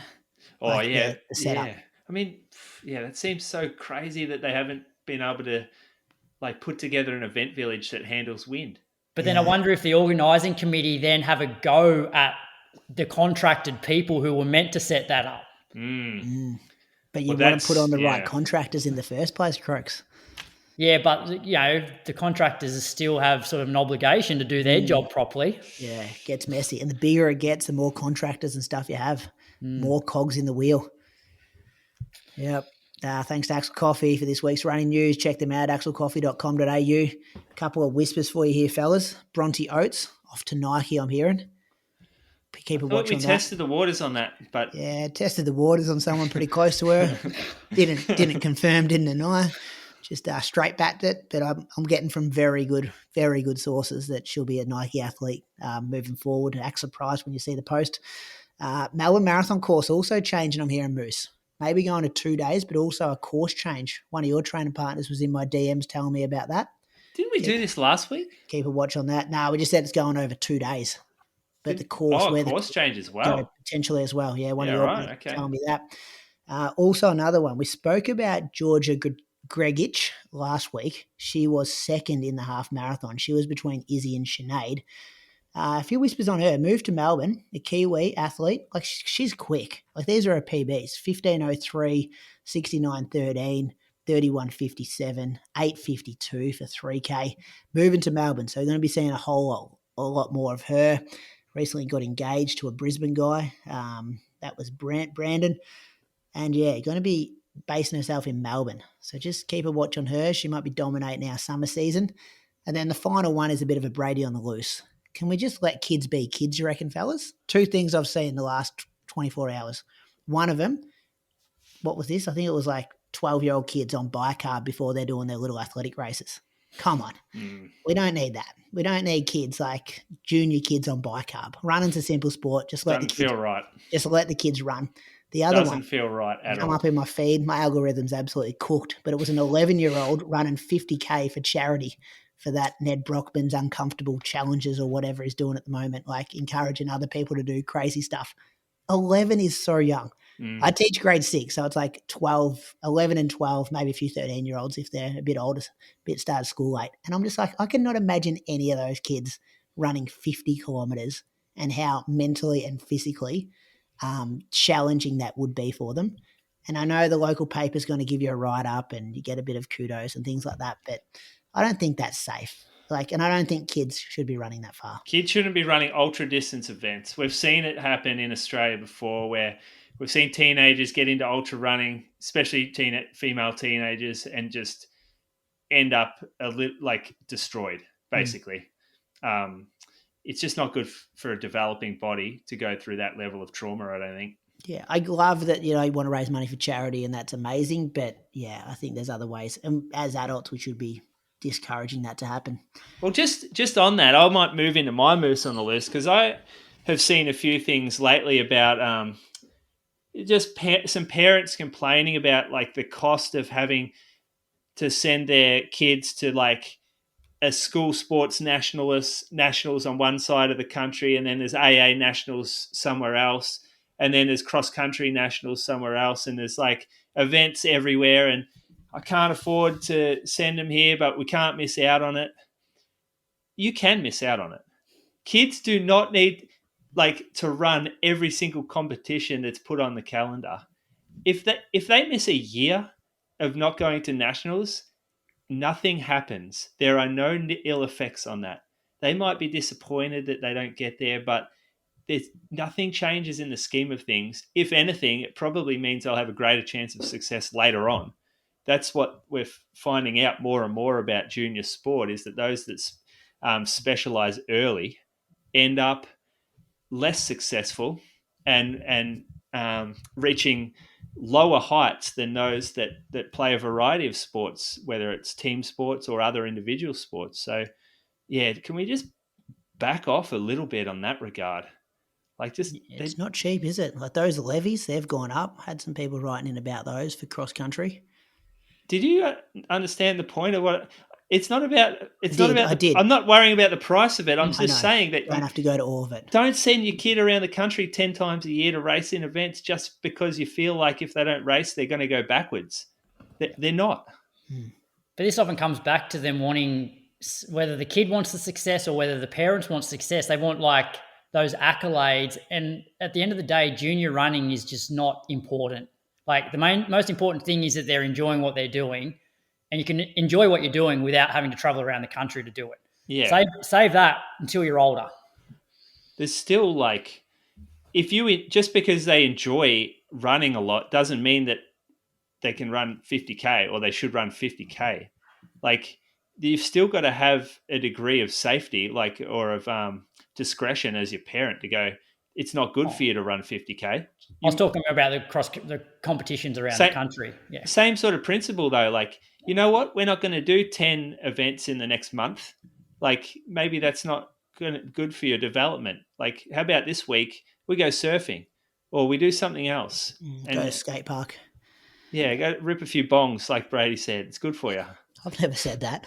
What are you talking about? It'll be social. You meet some new friends. The bong smokers. I don't know what you're talking about, but yeah, move on with your moose on the loose. Just before we get to Moose, Brady's really trying to take over Moose on the loose. Every week I feel like he's fired up about something. Do you reckon I'm funnier now in the group chat now I'm injured as well? I reckon I've got a bit of new pep, put on a few kg's. Yeah, you're only funnier after you got that fucking Say Sky kid and we didn't. Breaking and you're really up on your high horse about that. Do you know what I loved at Melbourne Marathon? Jack Rayner in splitties, not half tights. Yeah. Didn't his legs just look free? Just a little bit more range. Do you reckon he saw the grey half tights and was like, I reckon I'll stick with the splitties? I reckon he just appreciates the splitty. And since I saw that, I've gone deep in the drawers. I pulled out a pair of Ernie old splitties. They got some new shorts out. Don't know if you've seen them, boys, but I got a pair. Very nice. I didn't know Ernie Old even did shorts. Yeah, they got some shorts. So I got a pair, and I'm like, I think I might be coming back. Might be coming back to the splitty over half tights thing. So I'm happy with that. I think when Kipchoge started wearing the half tight, that's where we got lost.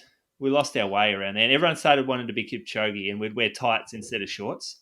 Mm. Before that, it was always splitties. Are there certain people that are like a splitty person, half tight person? Yeah, I think so. Like say Kipchoge, you never see him. I changed though. Like I used to always be a splitties person, like on the track. Occasionally, I would wear sort of tights on the track. Mate, because there's something about it. You've raced 3 times in like the last 6 years. You don't qualify. No, I'm talking about previously though, like back in the day. But I used to always wear splitties, and occasionally I would wear tights because for some reason it made me feel faster. But then over the last, I don't know, like even training runs now, like I'm wearing like tights more than I'm wearing splitties. Yeah, go back to the splitty though. You'll appreciate it. As you come into summer, the airflow just so much nicer. Yeah, I reckon though the thing though I always found probably now though, like more chafing, especially if you run a marathon with splitties, like it's just not worth the risk. Like my thighs would just end up chafed, which I don't have an issue if I wear tights. Yeah, I know. The main benefit for me with tights is the pockets. Although the splitties now come good. I got some Adidas ones and they got a waistband on them, and you could probably fit 6 gels in a waistband of splitties. The problem, though, the waistband's pretty thick, so it just feels a little bit like awkward. But that's the trade-off, right? It's always a trade-off. See that? Also, one more. You know what a Nike Air Max TN is? You know what a TN? Just putting it in Google now. I reckon I got a pair. It's what all the Eshe kids in Melbourne wear. Yeah, I reckon when I went to Paris, I got a pair there. Oh, I think they're just Air Max. What's the difference between an Air Max and an Air Max 10? Oh, it's a variety of them. Nah, I don't know what I've got. I don't mind. I got a red pair. Anyway. I remember that. It was Air Max, was it Tailwind? Yeah, there's one of them. Yeah. So they released these, right? And this is how much running is, this is how popular running is right now. These aren't running shoes, by the way. These are lifestyle shoes. They did a run club in them. So you got the shoe and you ran 6K in them as part of a run club. I'm like, do we have to like use running for everything? Can lifestyle still be lifestyle? Running still be running? CrossFit gym still be gym? Like, why does it all have to come around running? It's because running is just so popular now. Even the lifestyle wings of companies want to use it to promote their like sneakers, like their city shoes. It's bizarre. You're looking at the TNs, are you? Yeah, there's a lot of different Air Maxes I'm finding out. There are, and none of them should be running. They're pretty cool looking shoes though, Moose, aren't they? But no, yeah. I don't think so. I don't really like them. They're worn by like 16-year-old boys that also wear like Arc'teryx jackets with weird like light coloured lens glasses. They're maybe a regional town thing, but are they a bit ratty as well? They're super ratty. Yeah. I don't know. Well, is that what an Eshe is? Yeah. It's like the kids with bloody showing our age here. Rat tails, and they're like super like you know much about this stuff, Croaks? Was that Brady? You know much about this? I know who kids. Yeah, I know who he's talking about. Probably vaping, hang out like on park benches and that, like and they'll be real lippy as you walk past. Yeah. About a bit of culture in the episode tonight. I hope you're enjoying it, listeners. It was good from you, Moose. Croaks, listener question, bring it home. Yeah, so this episode's listener question is proudly brought to you by Precision Fuel and Hydration. Now, do you boys want me to go one of these two that are here or read one out that's a little bit deeper? Is the deeper one the question about running as a parent? Yeah, but it's not the one that came. It's not the one that came in just recently. It came in maybe last week or so. Yeah, give it to us. All go right. deep. I'll read it out from I think it's Michael Hayes. His Instagram handle's pretty cool. Mike's Happy Pace. I like that. So he goes, "Hey lads, I've got a potential listener question. Sorry, it's a bit of a deep one. I often think about this when I hear people doing big mileage, in brackets, and they're professionals, especially those with young kids. You miss out on quite a bit of home life. For example, on double days, you're probably missing out on some of the breakfast routine in the morning, and then again at night, you're missing bits of the dinner, bath, bed routine. Brady, over the last few weeks, while you've been injured and not doing the mileage, what reflection have you done on that? And Brad and Julian, what's your experience and thoughts on that balance between chasing fast times and being more present at home?" Good question, isn't it? Real good question. Yeah, I've noticed it massively. Like there's things like my kids probably haven't seen me at the breakfast table much for the last or their whole existence of their life. But I've been extremely lucky that I've got to work from home like 3 days of the week. So what I miss at breakfast time, I then get to, drop them to school, or I pick them up from school, or, the kids that aren't, Olivia, who's not at school, I get to spend time with her throughout the day. So extremely grateful that my life has panned out that way, and I've had that hours to be able to spend with them during the day. But you take it for granted a bit, like little things like, just Carly will run in the morning now, and I'll get up with the kids because I'm not running, and they'll come down to the bedroom and they'll jump in bed, and you're like, oh, these you can't wish it, like you haven't had that moment before. So it's different than the dropping off to school moment, and it's like, oh, I've been missing this for, you get it on weekends and other days when you're not training and have to get up super early. But yeah, it kind of hits home, and it's something I've realised in the last 3 or 4 weeks. And it's not so much that, it's also the energy you've got for your own kids. Like not just the hours you're away from them, but the person you are when you're running 100-mile weeks compared to, like, I've got a shitload of more energy at the moment, and I feel like I'm generally a positive person as it is, but just got time for a few dad jokes or a bit of energy to take the piss out of something here or there, or as I said before, just doing different jobs around the house, and you're like, oh, this is what life is like when you don't run 100 miles a week. So yeah, it's opened my eyes a bit.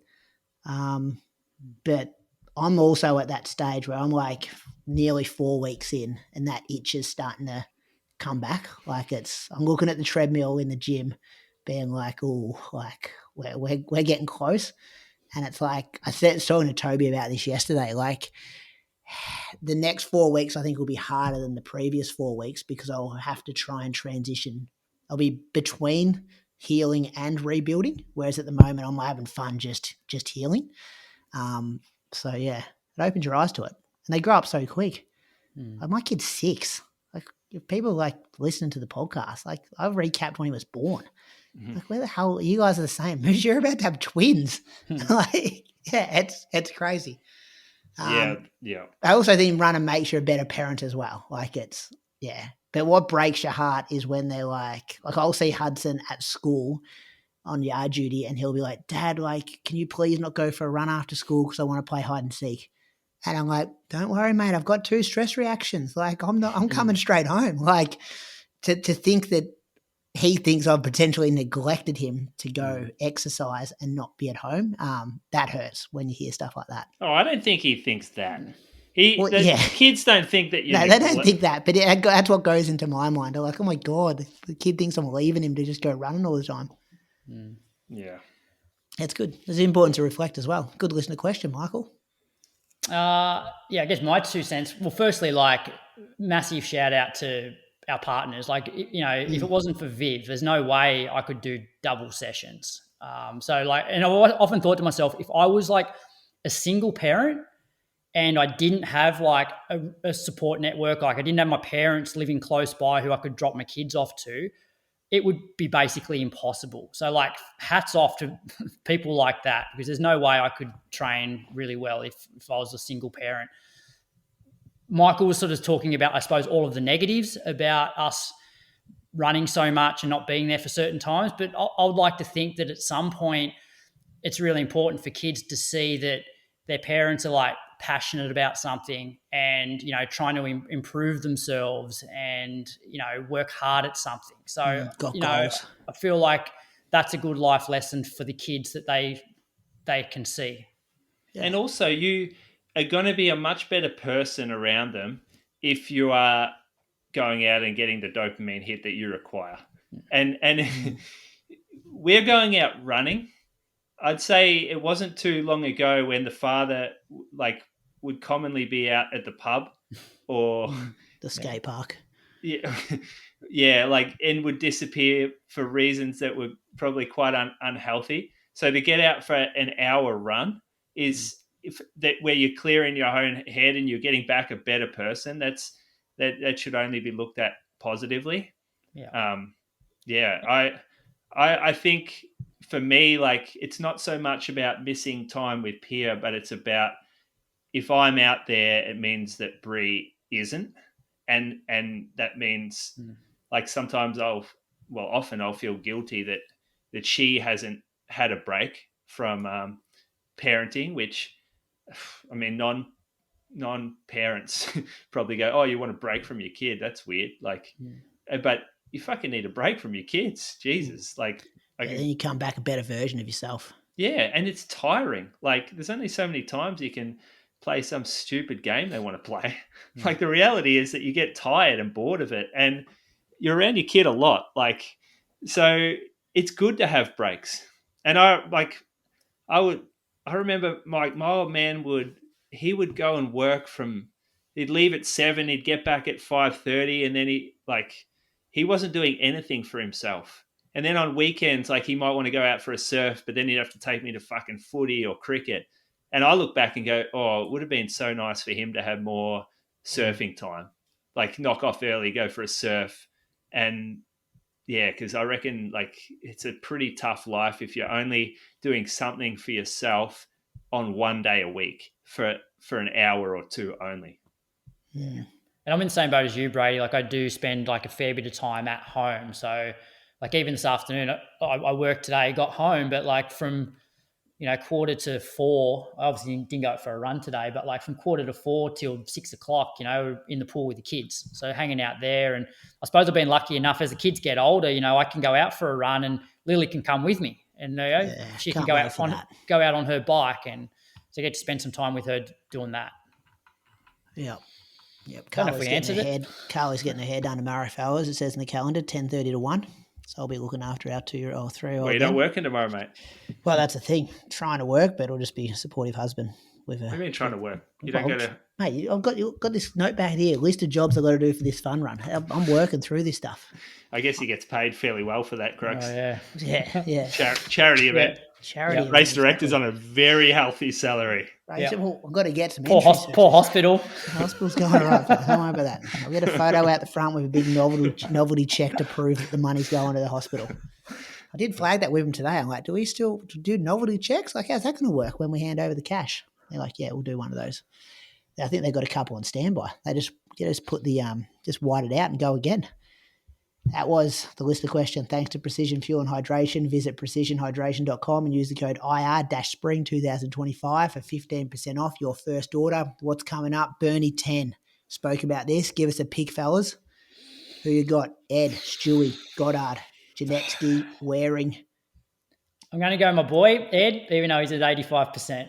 I'm going Adam Goddard. I watched him on the streets of Melbourne 10K and he destroyed everyone, and he already destroyed Isaac Hayne at that City to Bay, and he is in form.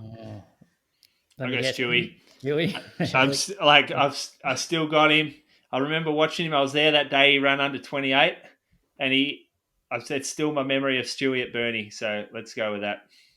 Women's race, Lamb Pompiani, Jen Gregson, Sinead Diver, Holly Campbell, Bronte Oates has a question mark here, Croaks.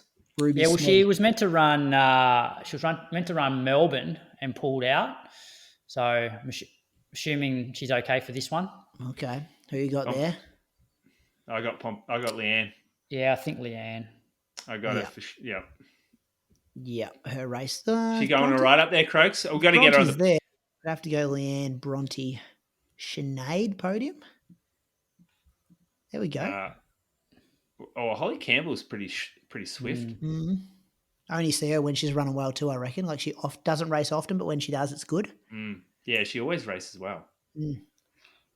Any news on Leanne, Croaks? Oh, I think she's training fine. Obviously, come off Sydney Marathon. She hasn't she hasn't missed any training. It's probably been a little bit less intense than what we're sort of used to in the lead up to Sydney, but I think she's probably. I guess if Bronte's running quite well, but I think Leanne will win that one comfortably. Valencia half marathon's on. Isaac Haynes racing that. He's been over at Asics house for a couple of months, I reckon. And James Whelan, another Australian in action. We thanked him back on, did I say it was episode 170 something before, fellas? Yeah, something like that. Looked up his name. This name might be familiar to some people. Other people, it might be new. Yeah, we thanked him on episode 173. Been a long-time Patreon supporter. Often puts a comment in there. Former professional cyclist. Been putting up some crazy stuff on Instagram. It even, flagged with Chriso. Chriso was sending through screenshots of him yesterday. So Chriso's all about it. He was good back in the day as junior. 351, 1,500-metre guy. 1443, 5K. People sitting there going, yeah, it's good, but it's nothing special. I'm just saying, expect something special from this guy this week at Valencia Half. Well, he won a 10K over there recently and ran like 29.0 something and won by, I think, well over a minute. Very smooth mover too. He's done well. He's done well to do the switch from the cycling to, I guess he was a runner, went to cycling, and then I think he's still wanting to focus on the triathlon, but I think there's a bit of a running focus at the moment based on his Strava. How do you support yourself, though? If he was a professional cyclist and he was on a team and he earns a salary, to go, I'm going to go be a runner, you're not making money running 29 minutes. Yeah, I don't know. I might try and get an interview with him. Lock him in, Croaks. It would be interesting because, I think there's a lot of money in cycling. Like, they make really good money. I just don't know how far down that good money goes to. Like, because the top guys in the world are on millions. Yeah. Well, that's your job, Croaks. Let's get more Jimmy information. Whelan interview. That would be very good. Patch him in next week, even Croaks. Yeah, I reckon. He has a shocker. There you go. Pressure's on, Jimmy. Have a good one this weekend. Looks like a nice bloke. Have a look at that photo I just put in the group chat. Is that an old? Is it old? Zavs. Old Zavs? Dave singlet? Dave McNeil's club. Dave McNeil. Remember when he won Zatopek in that singlet? Mm. Yeah, there he is. So he's got a good running physique. Yeah, pretty good looking rooster. Is it right there? Could be a male model too, I reckon. Anyway, watch that name, Jimmy Wheeler. Might be talking about next week, might not be. What's coming up between now and next week, Croaks, for you? Bit of running, bit of cycling, bit of gym. Hopefully, try and get some extra treatment or put the the ball in motion to get some treatment. Good. You've got some big fashions on the field coming up, or what? Nah, Viv's going down to Melbourne for. I think she's flying down on the Wednesday and coming back on the Friday. She's just going down for Oaks Day. Nah, I've retired, Moose. Won't get like back out some there. new content there. I'd love to see some of you in the top hat again. Yeah, I'm done. Good. Be good. What are you doing, Moose? Yeah, so there is stuff on this week. 3K on the weekend. How about that for a win? They love this too, don't they, Croaks? They all get up and about for this handicap series. They all rock up for the 3K, and then there's like one person doing the series by the end of it. Yeah, well, Moose didn't even make the 3K last time. Wasn't he sick or something? Yeah, I didn't get there. That's why and we'll do a group threshold afterwards. And then, if you want to try these Nike shoes, come on down. Be worth popping on. You know how my mileage has increased? This is me speaking as a runner here, not as a shoe salesman. Bullshit. I honestly think the Nike Vomero Premium is helping me to run more. And that's not a word of a lie. I'm dead set. I feel better on my easy days, and I feel like I'm recovering better too. Next week, Outro releases some shoe. This thing is the duck's nuts. I'm not even kidding, boys. TNs. Trust Nike me. Max TNs or whatever they are. You got to trust me on this one. That's the show. Thanks for being with us, listeners. We'll do it all again next week. Patreon supporters will get you some kind of content this week as well. Oh, Brady, before you go, we've got to ask you, when will you have your first jog? Ooh, it's a good question. I'll be on 4 weeks Wednesday. And do you have a run-walk protocol to follow? Nah, not yet, but I'll get one, I reckon. Paddy Stowe, he was always of the opinion of it's like, nah, it's a 4 to 6 week thing. Like, yeah, some people like it's a 2 to 4. He was always, nah, it's a 4 to 6. And you're going to give it 6. Well, from the get go, I was like, if it needs 6, I'll give it 6. But I'm noticing now, like, I was at school the other day kicking the footy with the kids. Like, I can lead for a footy and have no awareness. Or I'm playing basketball with Hudson. It's just like there's no awareness there anymore. That's completely different than putting a whole lot of stress through it for running, you know, a minute nonstop kind of thing. So, yeah, it's going to be 4. I think I'll give it at least 5. And then, yeah, mental health still good. Starting to get a bit itchy. Got this good Say Sky stuff that I want to test out. I reckon it'll be close to 5. But we'll see. We'll see. No, I'm actually not looking forward to that stage. It's going to do my head in if I've got to do like 30 seconds on, 2 minute walk. It's good. It still 8. feels good. Does it? It's still good. Anytime you're out running's good after that long out. Look at the positive. I reckon because you haven't been injured and you haven't missed a week for 13 years, the idea of you just going out and like if you go out and just try and run for 30 minutes, you will feel terrible. So at least by doing the run walk, you're not going to feel terrible because you're only running for a few minutes at a time, and then you can build that up so that when you actually do your first 30-minute run, it doesn't feel terrible. Yeah, and something's switched now that I'm like, hey, you're going to be returned to run soon. Like, let's get some more cross training done so it's not going to be super hard when you get back into it. So you can get your heart rate up on that elliptical thing, can't you? Like, I'll hit like 160, 170 at the end of that. Like, yeah. How it translates to running, you'll find out. It'll be a good tester. You'll have to use your heart rate from the gun when you're running, just so we can get some. Yeah, I'll have to buy a new one. I'll buy a new one Wednesday. Look for my order coming through. See you, boys. We're done. See ya. Ballarat's world-class road running festival returns bigger and better across the weekend of the 25th and the 26th of April next year. Choose from the full marathon, half marathon, 10K, 5K or mile races. Registrations are coming in from all over Australia, so don't delay. Sign up today at ballaratmarathon.com.au.